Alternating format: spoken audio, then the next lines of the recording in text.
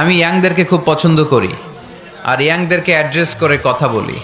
ইয়াংরা হচ্ছে আগামীর বাংলাদেশ, ঠিক কি না?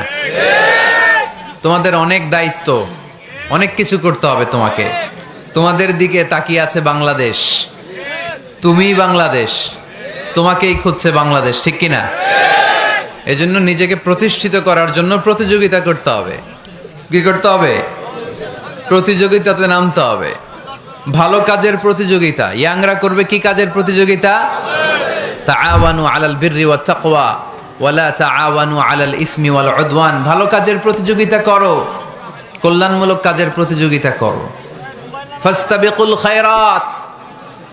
জনকল্যাণমূলক কাজের প্রতিযোগিতা করতে আল্লাহ তাআলা আমাদেরকে আহ্বান করেছেন। কিন্তু আমরাও প্রতিযোগিতা করি, এগুলার না, দুনিয়া কামানোর প্রতিযোগিতা, ঠিক কি না? কে হবে মাসুদ রানা, ওইটার প্রতিযোগিতা আছে না নাই? ফরিদপুরে ঢুকে নাই বোধহয় এগুলা।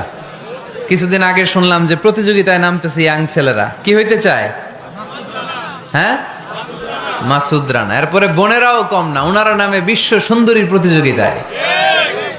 এরপর এখন ছোট ছোট বাচ্চারাও নেমে যায় খুদে গানরাস, আছে না নাই? না, ফাস্তাবিকুল খায়রাত, আমরা ভালো কাজের প্রতিযোগিতা করব। সো তোমাদের উপর পুরো বাংলাদেশ তাকিয়ে আছে। আমাদের অনেক পপুলেশন, হিউজ পপুলেশন। এই জনসংখ্যাকে যদি আমরা জনশক্তিতে রূপান্তরিত করতে পারি, তাহলে আগামীর বাংলাদেশ হবে উজ্জ্বল বাংলাদেশ, ডিজিটাল বাংলাদেশ, ঠিক কিনা? আল্লাহ আমার এই 56,000 বর্গমাইলের বাংলাদেশকে তুমি কবুল করে নাও।